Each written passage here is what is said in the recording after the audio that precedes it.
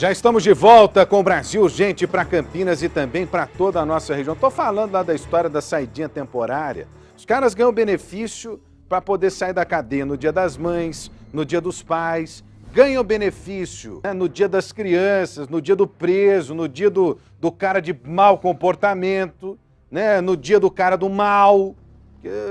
Proteger gente do bem tá difícil, né? Parece que não tem lei para isso. Só que os caras saem da cadeia e não voltam, velho. Não voltam para cumprir pena. E a Guarda Municipal de Campinas ganhou uma lista com as fotos dos bandidos que não retornaram das polêmicas saídas temporárias. São pelo menos 1.000 detentos só aqui na região. Só na região. Parece que só da saidinha agora tem mais de 100, não é isso? Da saidinha do Dia das Mães. Deixa eu ver a reportagem. É da Karina Rica a reportagem, não é isso? Vem comigo aqui, ó. Olho na notícia. Os guardas municipais de Campinas receberam mais uma missão. Durante o patrulhamento, eles estão em busca das 135 pessoas que deixaram as penitenciárias de Campinas, Sumaré e Hortolândia na saída temporária de Dia das Mães. Só aqui do município foram 60 presos que não retornaram para a cadeia. Os cerca de 700 GMs da cidade receberam uma lista com a foto, nome, endereço e RG dos foragidos. São condenados por latrocínio, homicídio, tráfico de drogas e roubo. Com as imagens e os dados em mãos, fica mais fácil identificar essas pessoas. Segurança cada vez mais você faz com inteligência, né? Não é simplesmente com armamento, com brutalidade. Então, uma das proximidades aí das guardas municipais com o próprio Estado, que foi um pedido do prefeito Jonas, que nos aproximássemos da Secretaria de Segurança Pública do Estado, e nesse caso da Secretaria de Assuntos Penitenciários, né, do Estado de São Paulo, para que com informação daqueles que saíram, mas principalmente aqueles que não voltaram, né, estão muito possivelmente já em situação irregular, já estão irregulares nas ruas, a chance deles voltarem, infelizmente, a ter conflito com a lei é muito grande. Então, preventivamente, tentando reduzir o tempo que eles permaneçam na rua, nós fizemos uma aproximação com a Secretaria de Assuntos Penitenciários do Estado de São Paulo, pegamos essa relação desses que não retornaram, identificamos que desses que não retornaram, 60 são de Campinas, tem da região toda, mas 60 de Campinas da área da Guarda Municipal, que é uma ação muito bem feita pela Guarda Municipal de Campinas, numa questão de inteligência, de estatística, de números, de estar atento a uma prevenção, principalmente. Ao avistarem alguém parecido com um dos foragidos na rua, os guardas fazem a abordagem do suspeito. A pessoa é parada, revistada e precisa passar o nome e mostrar um documento de identidade. A lista é importante para tentar fazer com que os foragidos voltem o mais rápido possível para a penitenciária. Um levantamento feito pela Vara de Execuções Criminais de Campinas mostra que 90% desses presos voltam a cometer crimes graves, como roubo, sequestro, homicídios e estupros. Se somada às 5 saídas temporárias no ano, o número de pessoas em Campinas que não retornam à cadeia chega a 1.000. E aí a inteligência da guarda separou isso aos nossos comandos de base, informando, olhe na sua região, dividido isso por região inclusive. Normalmente você tem aí o fulano X ou Y que é dessa região, ou aquele que está fugitivo da região tal. Então você tem um mapa disso, normalmente eles retornam àquelas regiões. Então para ficarem atentos para cada uma daquelas regiões na identificação dessas pessoas. Mas a lista já está surtindo efeito. Há 2 dias, uma mulher que estava foragida foi presa pela guarda no centro da cidade. Ela deveria ter retornado à prisão no dia 13, mas ainda estava na rua. No mesmo dia, uma guarnição nossa abordou 3 pessoas, os 3 eram evadidos do sistema prisional, foram todos recapturados. Olha, eu estou recebendo a informação aqui de que a polícia, na verdade, recebeu uma falsa informação a respeito daquele problema com o tráfico de pessoas. Ainda bem, hein? Ainda bem. Parece que a informação não se condiz, a polícia está no local fazendo averiguações, mas parece que não se condiz. Ainda bem, ainda bem. Está tudo regularizado, não há problema nenhum. É essa a resposta que a gente obteve agora da Polícia Civil aqui de Campinas. Ainda bem. No mundo que nós estamos vivendo aqui, né, meu camarada? Não é para poder descartar nada. Infelizmente, infelizmente. Vem comigo aqui, olha. O Ministério, aliás, em Limeira tem um mistério, né, que está sendo acompanhado pela polícia.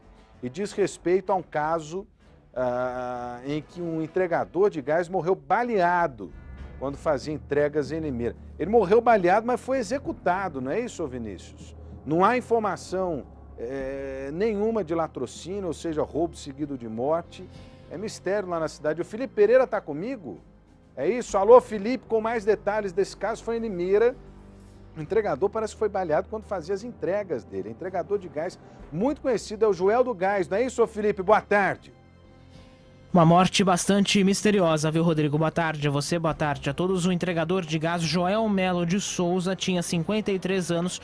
Ele foi assassinado com 5 tiros no Jardim São Lourenço, em Limeira.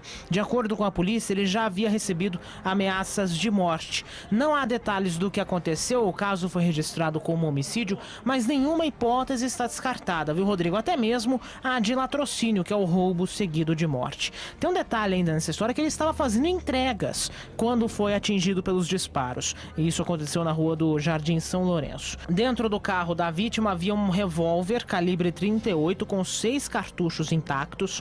Tinha também um relógio de pulso, 2 telefones celulares, 2 pacotes com R$ 369 e R$ 900 em dinheiro, um saco de moedas aí com pouco mais de R$ 8, uma folha antiga de cheque de R$ 130 e uma carteira com documentos. Na caminhonete, 7 botijões vazios e 3 cheios. Esse crime foi registrado como um homicídio simples, mas a polícia investiga todas as possibilidades possíveis. Uma morte de uma pessoa bastante conhecida na cidade de Limeira, o Joel Melo de Souza, o Joel do Gás, tinha 53 anos e foi morto com 5 tiros. Rodrigo. Olha, obrigado ao Felipe trazendo os detalhes. É mistério, né? Porque a quem interessava a morte desse rapaz aí, a quem interessar, você sabe que no Rio de Janeiro, esse negócio de gás, telefonia, né, água, isso aí tá na mão das milícias lá no Rio de Janeiro e lá no Rio se morre por causa disso. Às vezes alguém tá querendo entrar no espaço do outro, se morre por causa disso. Não acredito que seja o mesmo caso de Limeira, porque nós não temos notícia de milícia em Limeira, nada nesse sentido, né? Essa arma aí é a arma usada no crime, Vinícius? Parece que a arma usada no crime, descarregaram o revólver calibre 38 nesse rapaz. O rapaz estava fazendo entregas no momento em que ele foi executado. Nós vamos acompanhar de perto a investigação para saber o que aconteceu, porque é mais uma morte misteriosa na cidade de Limeira, mais uma morte que precisa ser esclarecida. Ô Vinícius, aliás, já esclareceram o assassinato daquele ex-secretário municipal lá de Limeira ou não? Como é que era o nome dele mesmo? Você conhece bem lá? Não entendi. Carlos Camargo, né? Marcos Camargo, é isso? É ex-secretário municipal. Até hoje não esclareceram, hein, Vinícius? Eu acho que já faz um ano já dessa morte, não faz não? Ou até mais. Nós precisamos levantar esse caso aí para saber como é que anda a investigação desse caso. Tem lá o circuito interno do momento em que ele é baleado, né, pelos motociclistas, mas até hoje ninguém esclareceu esse caso. É uma morte misteriosa, ou não interessa o esclarecimento, ou ninguém quer testemunhar, porque está defendendo aí quem matou o secretário. Às vezes tem isso também, né? Às vezes tem isso também. Mais uma morte misteriosa na cidade de Limeira, nós vamos acompanhar para ter detalhes, né? A cidade de Limeira anda tão violenta, hein? Pelo amor de Deus, faça-me o favor, faça-me o favor. Mais uma vez aqui, parabéns e agradecemos os nossos amigos da TV Mix da cidade de Limeira, colaborando aqui com o Brasil Urgente. Olha, uma mulher procurou a mãe da vítima e contou que um menor que assassinou a pauladas um mecânico em Piracicaba tinha problemas relacionados a dívidas com outras pessoas do bairro. Ontem nós mostramos aqui que o mecânico foi executado a pauladas, o menor se apresentou na delegacia e simplesmente saiu pela porta da frente, depois de prestar esclarecimentos à polícia e à justiça. Porque menor nesse país não pode ser punido, porque tem lei que beneficia criminoso abaixo dos 18 anos, quer dizer, infrator, né? Como prefere chamar a lei. Vai fazer o quê, né? Alicia Manjavac tem os detalhes, deixa eu ver a reportagem, vem comigo aqui, ó. Olho na notícia. Falou assim que não ia pagar coisa nenhuma e que eu e meu irmão, nós não somos de nada. Eu falei para ele, filho, deixa para lá, você é trabalhador, você não precisa. 16 anos. Essa é a idade do garoto que, apesar de novo, é abusado e matou um homem a pauladas. Nem um animal não faz o que ele fez pro meu filho. Na foto, é possível ver que ele ainda aparenta ser uma criança, mas o corpo praticamente esconde atitudes que ele já é capaz de ter e que deveriam ser punidas como se ele fosse um adulto. Depois de comprar uma bicicleta do mecânico Luiz Fernando Guimarães no dia 14 de abril, o garoto não pagou o que devia e ainda ficou irritado com as cobranças. Certo de que, por ser menor de idade, não seria preso, pegou um pedaço de pau e matou o mecânico. Foi uma grande maldade, foi de propósito. Eu queria uma maneira de se vingar, né? Por causa que a gente sabe que ele separou, uma briga, né? Pelo menos mesmo motivo. Então a gente sabe que não foi uma coisa assim, tanto assim pelo dinheiro, foi mais uma coisa velha que devia de ter nisso daí. Tem que assumir com o erro dele, porque ele não foi uma criança, na hora ele não estava pensando como criança, ele estava consciente do que ele fez, ele não estava drogado nada, e isso é uma coisa que ele vai ter que pagar. Um dia depois do crime, a mãe da vítima foi surpreendida por uma mulher que contou que o filho dela também teve problemas com o mesmo adolescente. Sem pagar o que devia, eles chegaram a brigar. Mas, por sorte, Luiz Fernando impediu que o pior acontecesse. Se não fosse meu filho ter aparecido naquela hora, ela poderia também estar sentindo a mesma coisa que nós estamos passando agora. Que ela podia também ter perdido o filho dela. Aqui no seu caso, ninguém apareceu. Só que no caso dele, infelizmente, a gente sabe que não teve ninguém que teve coragem de evitar e de separar. Ter evitado esse acontecimento com meu filho. Mudar essa lei aí de maioridade, né? Para ver o que se resolve alguma coisa.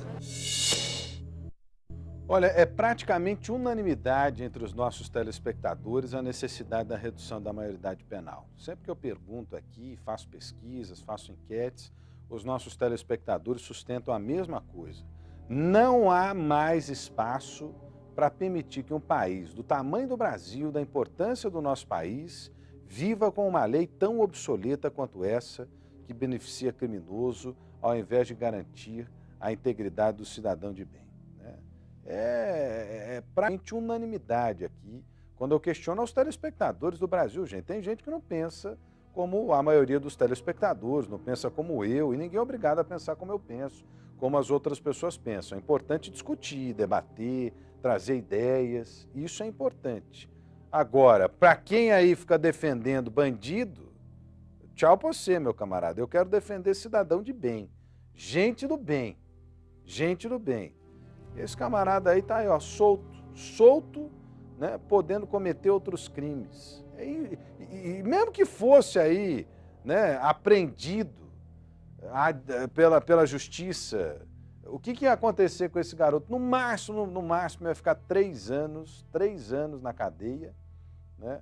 E depois da cadeia. Que cadeia? Na Fundação Casa, né? Que é a mesma coisa que a tal da FEBEM. Ele ia ficar no máximo 3 anos na Fundação Casa e depois ia sair com a ficha limpa, velho. Ah, faça-me o favor, hein? Faça-me o favor. E olha, também Piracicaba, a violência não para em lugar nenhum, não estão respeitando ninguém, hein? É verdade isso aí? Eu não tinha ouvido falar dessa história aí, é verdade? Ah, brincadeira, meu.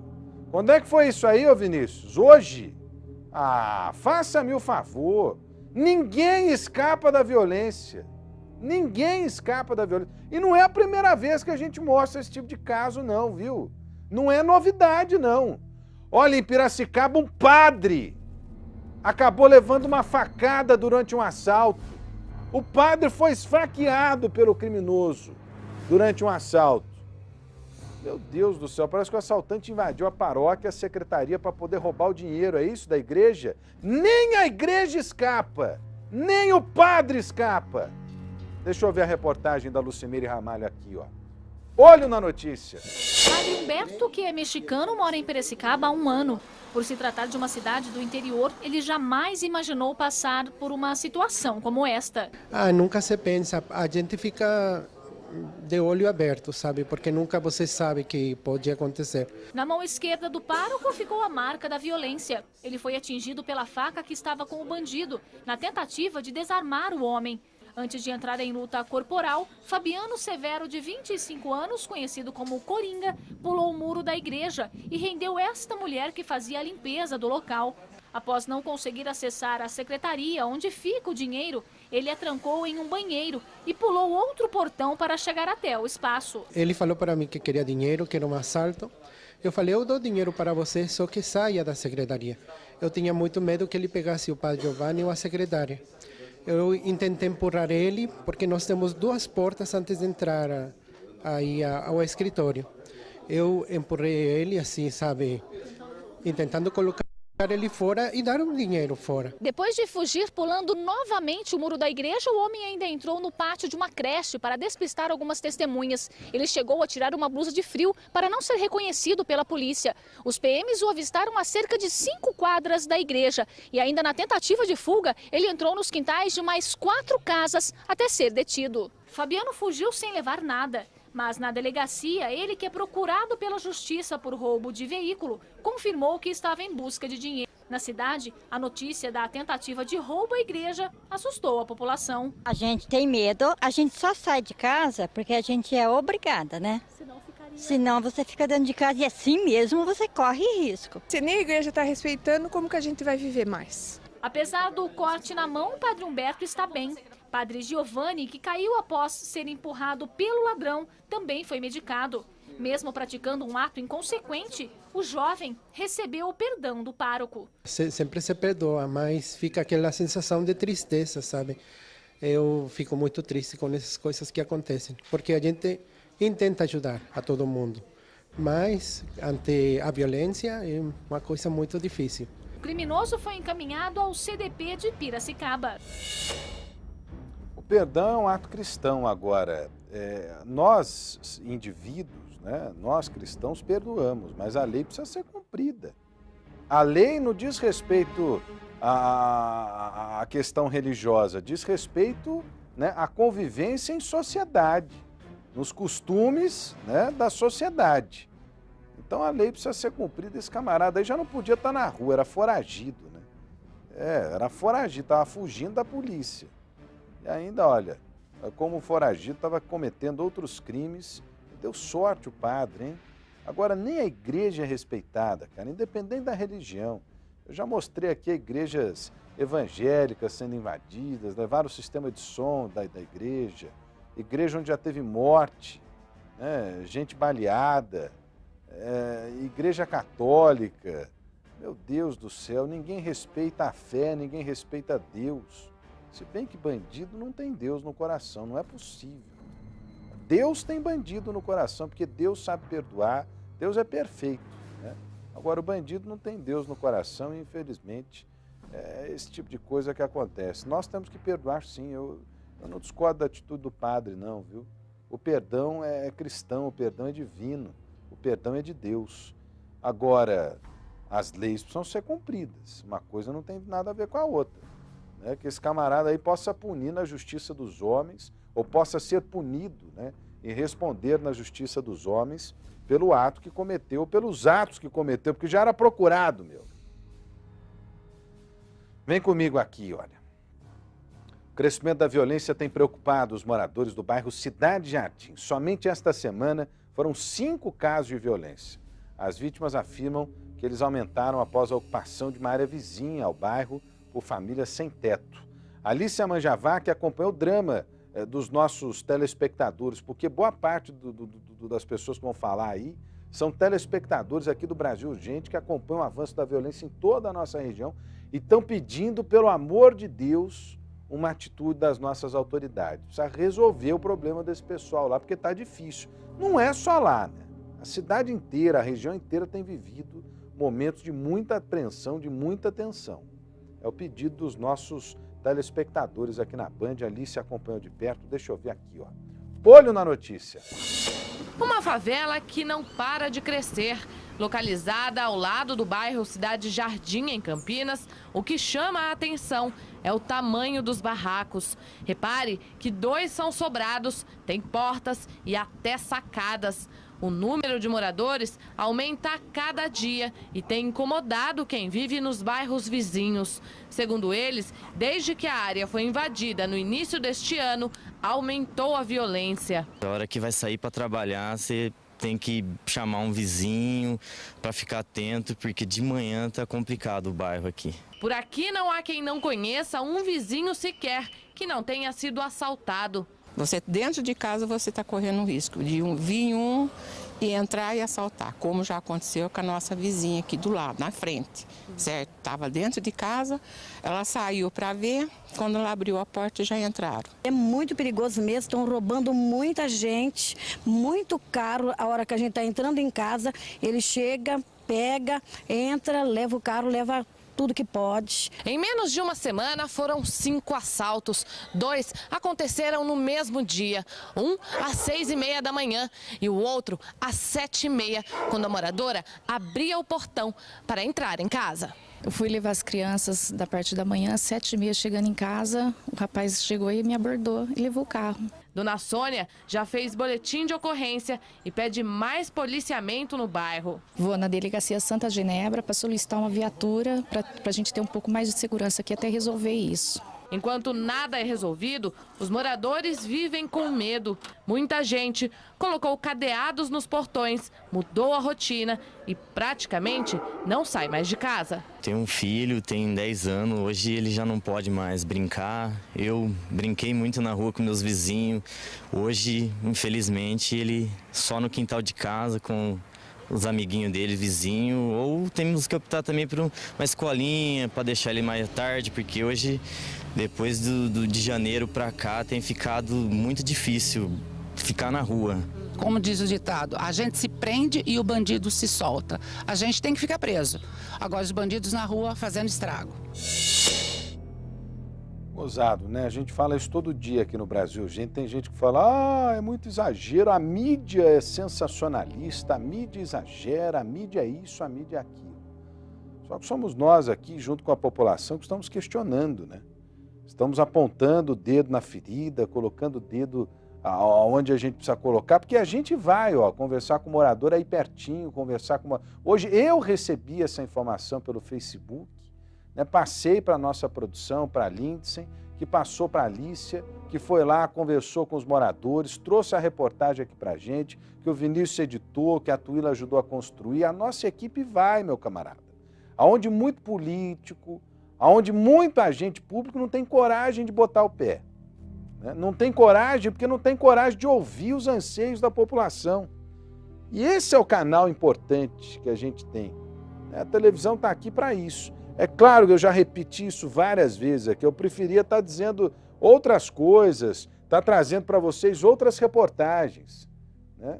Mas infelizmente é isso aí, Se a gente não der voz ao cidadão de bem, quem é que vai ganhar voz nesse mundo? O cidadão do mal, marginal, porque proteção ele já tem à vontade, né? A lei está aí para isso. Ah, faça-me o favor, hein? Faça-me o favor. Vizinhos incomodados e não é à toa. Tudo bem, nós não estamos aqui para poder também determinar quem é culpado e quem não é culpado. O pessoal está dizendo que depois dessa ocupação aumentou a violência. Muito provavelmente porque no entorno aí deve ter tráfico de drogas, né, no próprio bairro mesmo, não é só na ocupação, não, porque na ocupação, na favela, tem muita gente de bem. Tem muita gente de bem. Eu conheço muita gente de bem, honesta, que mora na favela. Né, e faço questão de dizer que são meus amigos. Faço questão de dizer que são meus amigos, que é gente de bem, de coração bom, né? Agora, tem lixo em tudo quanto é lado. Em condomínio de luxo tem lixo. Outro dia nós mostramos aqui um traficante que morava num condomínio de luxo, só o lustre lá que ele tinha na sala valia 20 mil reais, a casa valia mais de 2 milhões. Outro traficante foi perseguido pelo Ministério Público aqui em Campinas, morava em outro condomínio de luxo. Então isso aí não é parâmetro para ninguém. Agora, onde há tráfico de drogas, geralmente tem violência. É essa violência que faz aumentar especialmente a sensação de insegurança das pessoas. Infelizmente. É preciso rever o que está acontecendo aí, o plano de segurança para essa região, porque os moradores não aguentam mais. E estão sofrendo, hein? E, de repente, hoje é só um assalto. Eu coloco só porque poderia ser pior. Porque amanhã vira um latrocínio. As pessoas perdem a sua vida, né? O bandido foi lá, matou gratuitamente, às vezes matou por nada. Ou simplesmente para levar R$1. R$1. Quantos casos a gente já não mostrou nesse sentido? Vem comigo aqui, ó. É o caso que repercute no Brasil inteiro. O homem que matou os vizinhos em um condomínio de luxo na Grande São Paulo. Segundo as informações, ele tomava medicamentos controlados. A filha do casal assassinado de 1 ano estava no apartamento na hora do crime. A mãe faria aniversário hoje. O Igor Duarte conta essa tragédia pra gente, terrível. Foi em Alphaville, cara. Um dos condomínios mais importantes do Brasil, lá na região metropolitana de São Paulo. O casal com família aqui em Indaiatuba, na região de Campinas, onde os corpos estão sendo velados nesse momento. Vem comigo aqui, ó. Olho na notícia. Foi o barulho vindo do apartamento de cima que levou o gerente de uma metalúrgica, Vicente D'Alessio, de 62 anos, a matar o casal Fábio de Rezende Rubim, de 40, e Miriam Cecília Mistaldo, em Baida, que completaria 39 anos hoje. O crime aconteceu em um condomínio de luxo em Alphaville, região de Santana de Parnaíba, na Grande São Paulo. Que barulho foi esse que o incomodou tanto? Pelo que eu conversei com a mulher dele, ela não sabe explicar muito bem como que era feito o barulho, mas era um barulho tipo de passos no apartamento, de batidas no apartamento de cima. Antes de cometer o crime, Vicente disse à esposa dele que aguardasse no apartamento, pois iria resolver o problema do barulho de uma vez por todas. Ele então pegou um revólver e subiu para o 12º andar, onde teria forçado a entrada do apartamento de Fábio, que era subsíndico do prédio. Dentro do apartamento, as vítimas tentaram se defender, fechando a porta do corredor que divide a sala dos quartos. O atirador teria efetuado os disparos primeiramente contra a porta. Foram mais ou menos 3 disparos que atingiram a porta, que atravessaram essa porta, e 2 disparos atingiram a vítima, o rapaz, e um disparo atingiu a mulher dele. Os 2 morreram na hora. A filha do casal, uma menina de 1 ano e meio, também estava no apartamento, mas não se feriu. Nós adentramos no apartamento, a criança estava debruçada em cima da mãe e na sequência foi retirada desse local. Para matar o casal, Vicente usou um revólver calibre 38 com capacidade para 6 balas. Todos os disparos foram efetuados. Em seguida, Vicente voltou para o apartamento dele, recarregou a arma e foi até o elevador, onde se matou com um tiro na cabeça. O revólver foi apreendido. Vicente já tinha a arma há algum tempo e tinha permissão para usá-la. Moradores do condomínio contaram para os investigadores que a briga entre os vizinhos já vinha de longa data. A mulher do assassino disse em depoimento que o marido não tinha problemas com drogas, mas que vinha tomando medicamento para tratar de uma doença degenerativa. A filha do casal assassinado ficará sob os cuidados de parentes. A criança foi entregue aos cuidados da avó paterna, pois vai passar por acompanhamento psicológico, né? E mais importante é que a criança agora está em segurança. Olha, quando eu falo da intolerância aqui, eu falo da falta de respeito, eu falo da minha convivência, da convivência que eu tenho com os meus amigos, né, com os meus vizinhos. Eu acho que a gente tem que ter aqui, né, um maior respeito pelo outro, respeitar as diferenças. Tem problema com barulho, não tem problema com barulho? Isso aí é muito pequeno, próximo do valor de uma vida, perto do valor de uma vida, né? Olha, respeitosamente, a imprensa acompanhando de longe o trabalho, né, do velório. A família não quis se pronunciar a respeito do caso. Acho que a Carla Ramil está aí na capela, não é isso, Carla, onde acontece o velório do casal. A gente tinha informação de que ninguém ia gravar entrevista, apenas um tio do casal que acabou se manifestando aí e fazendo alguns comentários. E vai dizer o que também, né? Vai dizer o que também num momento de dor como esse? Não tem nem o que se dizer. É um crime terrível, né? O executor está morto, está morta a família, está destruída a família. É um pedaço da família que se vai, hein, Carla Ramil? É isso mesmo, Rodrigo. E olha, o que chamou bastante atenção, que eu acho que vale a pena a gente repetir, né, Rodrigo? A família já vinha muito assustada com esses crimes, né, que estavam acontecendo capital paulista, a Grande São Paulo, e pensando, né, em oferecer uma qualidade de vida para a filha de 1 ano e meio, né, eles já tinham programado uma mudança aqui para a cidade de Valinhos, também no interior de São Paulo, né, Rodrigo, para poder, o pai trabalhava aqui na região, então eles pretendiam dar uma vida melhor para a filha e fugir da violência, mas por incrível que pareça, né, Rodrigo, a violência surpreendeu o casal dentro da própria casa. A família conversou com a gente, né, gentilmente um parente veio até a imprensa, as equipes de reportagem aqui do lado de fora, conversou com a gente, eles estão muito abalados, né, os pais das vítimas estão chocados ainda com a tragédia. A criança, né, a menina de 1 ano e meio não está presente, está com a avó paterna, que também está muito abalada. Rodrigo, é um crime trágico e feito, né, por um motivo banal, né, Rodrigo? Mais uma vez, um crime banal. E daqui a pouco as pessoas vão se perguntar, mas o cidadão tinha direito de andar armado, o cidadão estava armado e não sei o quê. Talvez não fosse a melhor pessoa para andar armada. Talvez não fosse a melhor pessoa para andar armada. O problema é o seguinte, com arma ou sem arma, quem quer praticar um crime desse acaba praticando, né? Quem quer acaba entrando numa dessa. Ô Carla, já tem previsão aí para o enterro do casal? Esse velório vai seguir a madrugada? Quais são as últimas informações? Olha, Rodrigo, o velório, né, deve acontecer durante toda a madrugada. Amanhã de manhã, às 9 horas, vai ter uma missa, né, uma celebração em homenagem a essas vítimas. O enterro está marcado para as 10 horas da manhã. Vai acontecer no cemitério, né, da comunidade suíça, da qual a família dos dois, né, faz parte. E o interessante também, Rodrigo, olha só, né, hoje a Miriam completaria 38 anos de idade. Ai, que coisa, hein? Meu Deus, que tristeza, que tristeza. Parece que ela faria aniversário hoje, essa igreja é a igreja onde eles se casaram há pouco tempo, era um casal recém-casado, né? Olha, é de doer o coração pela violência, um caso que se repete porque não é um caso único, né? Infelizmente é isso. Por isso que a gente faz um apelo aqui, né, para que as pessoas cultivem o respeito, cultivem a tolerância, né? Resolver as coisas pelas próprias mãos não vai adiantar em nada, não vai adiantar em nada. Respeito, tolerância, amor, fé, né? Cuidado, é isso que a gente precisa ter, para a gente não promover tragédias como essas. Carla Ramil continua acompanhando, vai trazer mais detalhes ao longo da programação da Band, né? Dessa tragédia que está repercutindo no Brasil inteiro, fora do Brasil também. Hoje alguns sites de notícias internacionais já noticiavam, traziam detalhes dessa tragédia. Olha, nós vamos para um rápido intervalo, da Atena volta na sequência para todo o Brasil. Nós estamos te esperando, você não sai daí, hein? É rapidinho, a gente já está de volta.